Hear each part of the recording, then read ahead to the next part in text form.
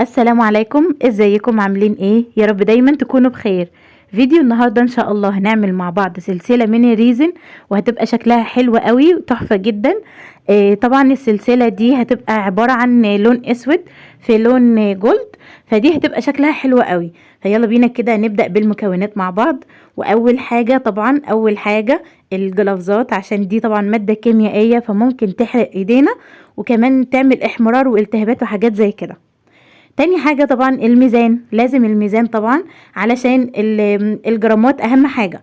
لازم لما نيجي نحط المادتين، المادة A والمادة B، لازم الاتنين نوزنهم مع بعض، تمام؟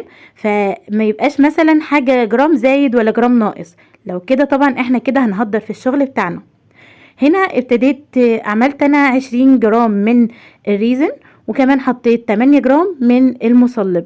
هبدأ دلوقتي اخلطهم مع بعض واقلب كويس قوي. اهم حاجة بقى التقليب، تقليب تقليب كتير قوي، علشان بس المادتين يتخلطوا مع بعض كويس قوي، وكمان الريزن بتاعنا يطلع مظبوط.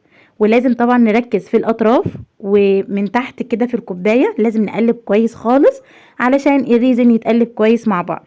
طبعا هنا انا بسرع في الفيديو، يعني انا مش بقلب بسرعة. والريزن طبعا هتلاقيه بيبوظ منك لو انت هتقلبي كتير قوي كده بسرعة جدا جدا.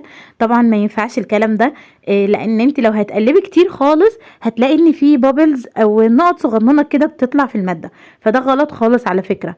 اهم حاجة التقليب بالراحة، وكمان في اتجاه واحد، ونقلب فوق وتحت وكله كده، بحيث ان المواد كلها تتخلط مع بعض. تمام. فاحنا دلوقتي هنقلب كده لحد ما ان خلاص نحس ان كل حاجه اتمزجت مع بعض، ونركن الكوبايه شويه. هنا طبعا كان في شويه بابلز، انتوا لو تلاحظوا ان في الفيديو نفسه هتلاقوا ان في بابلز كده صغنونه، فدي انا هسيب الكوبايه شويه كده ترتاح 10 دقايق، وهرجع لها تاني هلاقي ان الكوبايه كلها ما فيهاش خالص ولا حبه بابلز. لو لقيتوا فيها ده، لو يعني انتوا هتحاولوا تطلعوها مثلا بمعلقه ولا باي حاجه، طبعا تبقى بلاستيك، على اساس ان هي لازم تترمي على طول. هنا انا هقسم الريزن بتاعي لكوبايات، علشان انا لازم طبعا هخلط الوان وهعمل حاجات زي كده، فما ينفعش كل حاجه احطها في كوبايه واحده. هنا انا جبت اللون الاسود، بصوا تحفه اللون الاسود، انا بعشق حاجه اسمها اسود. قلبت كويس. طبعا الالوان المايكا لازم تقلبوا فيها كويس، عشان دي طبعا الوان بودره فممكن تتسرب معاكم لتحت. وهنا كمان جبت ورق الذهب، بصوا بيدي تأثير حلو جدا للشغل بتاعنا. بصوا هو اصلا شكله حلو قوي في الكوبايه، يعني شكله تحفه. انا هنا خلاص اتأكدت ان هو خلاص اتفرتك حاجه بسيطه خالص، وبعد كده هروح اشتغل، هحطه في القالب يعني. هنا ابتديت طبعا احط حبة من اللون الاسود. معلش هنا انا ما كنتش واخده بالي ان انا ما كنتش بصور، فخلاص عدلت بقى الصورة والشغل كله واضح. دلوقتي حطيت النص الاولاني باللون الاسود والنص التاني بورق الذهب. بص شكلها حلو قوي على فكرة، وكمان بعد لما اتصلبت بقت شكلها حلو جدا، فهتشوفوها دلوقتي في اخر الفيديو. هنا كمان زاد معايا ريزن، فانا اكيد مش هرميه يعني، فقلت اعمل بيه كذا سلسله. بصوا انا في وقتها ما كانش جه في بالي ان انا اعمل اشكال وحاجات زي كده، لان اكيد ان انا كنت عامله الريزن بتاعي باللون الاسود وباللون الجولد. ودلوقتي خلاص انا حطيت الريزن في القوالب بتاعتي، وكمان خلصت الاشكال اللي انا عايزاها.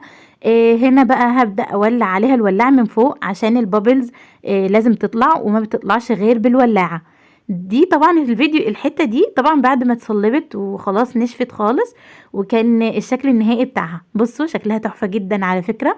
وعلى فكرة الكاميرا ظلمة، يعني هي احسن من كده بكتير خالص، يعني شكلها تحفة قوي. واللي حابب يعمل حاجة زي كده يعني ما يترددش، واكيد لازم يعمل. وطبعا الريزن ده بيبقى اذواق كتيرة قوي، اللي حابب يعمل الشكل ده يعمل، اللي عنده مثلا فن واسع في باله وان هو عايز يصمم الشغل كذا، فاكيد ده لازم يعمله. والريزن ده مشروع مربح جدا.